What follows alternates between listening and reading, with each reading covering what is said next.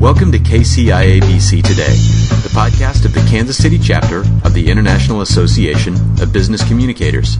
I'm your host, Roy Harriman. Our guest today is Andy Tretiak, the Chief Marketing Officer of Sporting Kansas City, and he's one of two speakers at our Thursday, September 20th luncheon at Brio on the Plaza. Andy will be talking about success with a brand new brand. Andy, welcome. Thank you.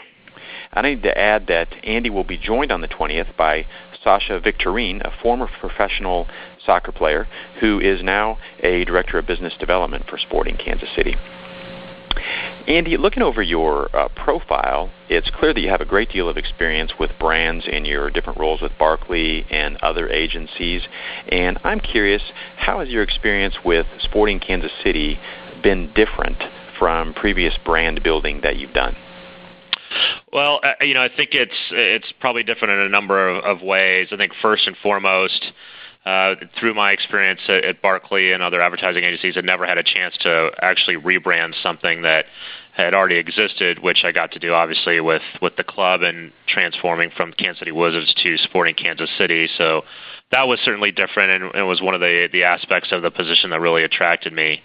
And the other part of it was, when you're on the agency side, you have influence as a consultant, but you don't make the final decisions when it comes to any aspects of the business, but certainly when it comes to, the brand side of things, and having the opportunity to make those final decisions and working in conjunction with ownership.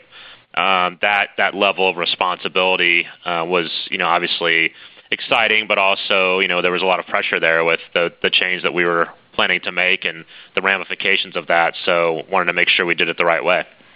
Okay, sure. So getting to rebuild a brand or getting to rebrand an entity that already existed, but then also having a different perspective from the agency role as being actually working with the ownership team as part of that organization.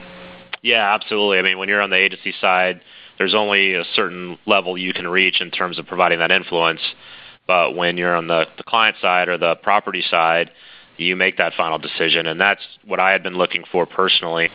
Now, just on a personal level, I'm curious how you moved into this role. I wasn't sure if you were a big soccer fan or maybe you even played yourself, or if it just seemed like the right position at the right time. I'm not a soccer guy at all. I was always a stick and ball guy. Big sports fan. And actually, when I was at Barkley, they started working with the Wizards, and I spent some time on that account and started working specifically with Rob Heineman and Andrew Steinberg and Greg Cotton, and really enjoyed working with those guys, but also was very intrigued with what they were doing and felt like it would be a huge challenge to sell soccer in Kansas City. The Wizards had success to a certain point. Certainly on the field they had done well, but had mixed results off the field, and felt like if this was something that could succeed, it would be a great story and to be a tremendous amount of fun to be a part of. Great. So it wasn't so much soccer itself, but the uniqueness of the challenge that drew you into it. Yeah, and certainly the opportunity to open a new stadium too was exciting, and you don't get a chance to really be involved in rebrands of anything.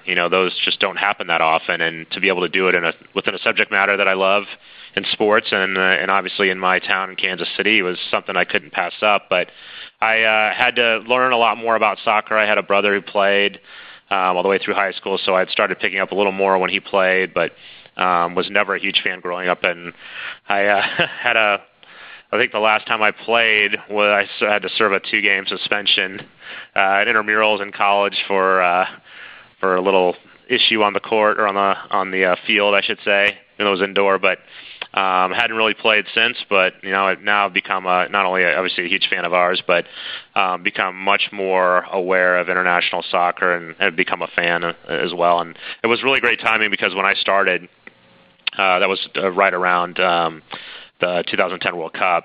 And so that was a great way to kind of get baptized into the sport and see the excitement around, obviously one of the biggest sporting events in the world, and being able to be a part of that with what's going on in Kansas City and the Power and Light District, and seeing the crowds that came out there, and obviously U.S. playing some exciting matches was a lot of fun, and I got hooked from there. Well, great, and we won't probe too deeply about what actually happened that caused that 2-game the suspension. Yeah, you go to the intramural archives at the University of Missouri, you could probably find out. But I was innocent, let's just put it that way. Okay. Now, I'm sure, Andy, when some marketing people hear about what you do, they may be tempted to think, wow, that guy lives the life of Riley, hanging out with soccer stars, rubbing shoulders with VIPs. But, what are some of the big challenges that you grapple with in marketing Sporting Kansas City?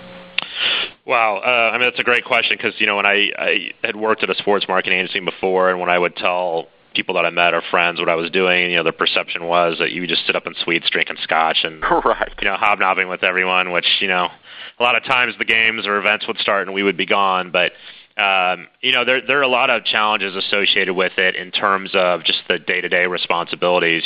First and foremost, we want to get people into the stands. And so, from the earlier stages of, the transformation from the Wizards to Sporting Kansas City, we had an uphill battle at first.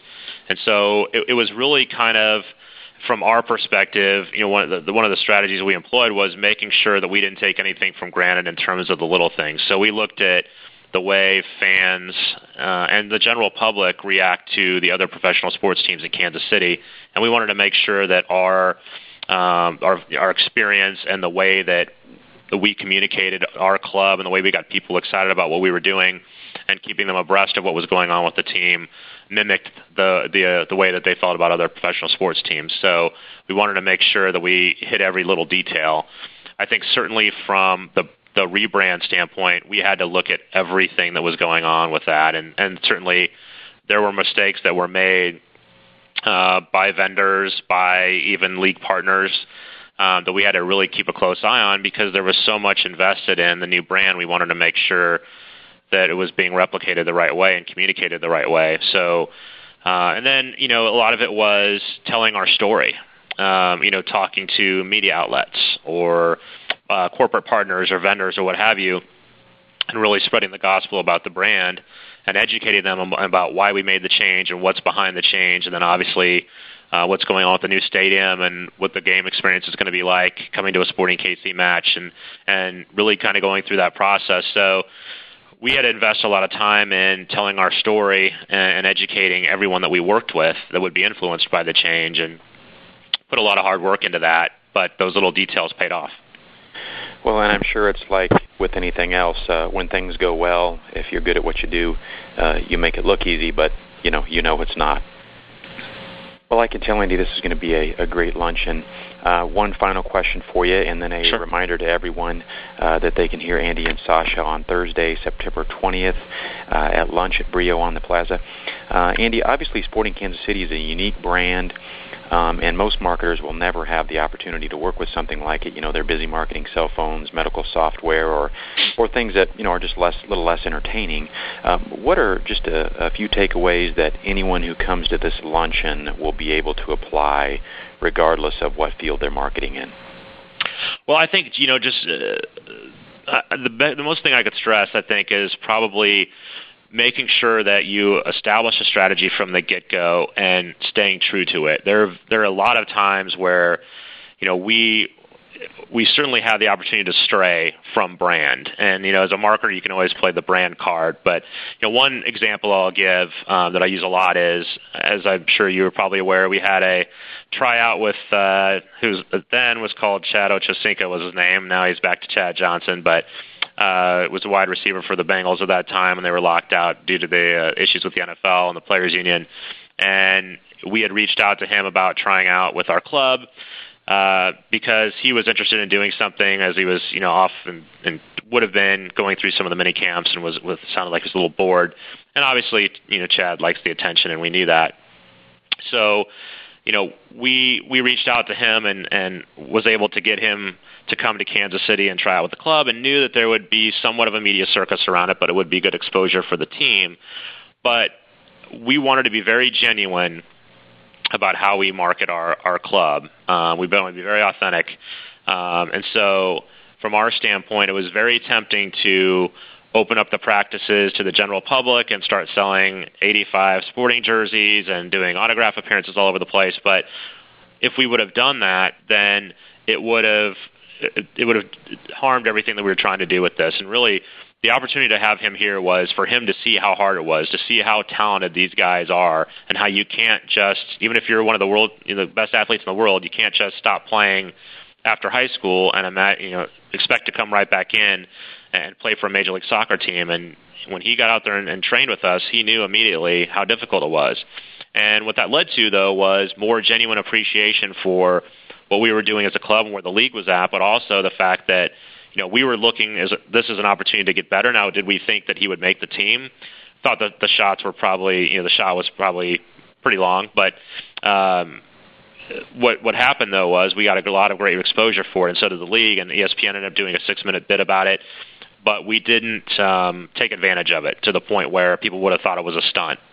And that was important for us, so that people understood that, we may do some things that are a little unique because we've got a different voice than other professional sports teams, specifically in this market, but the whole point was we looked at this as potential for us to maybe get better if he did turn out to be someone that was at the level that could help the team. But if not, we treated him like we treated any other player that would come out and try out for the club, and we didn't try to make a circus out of it.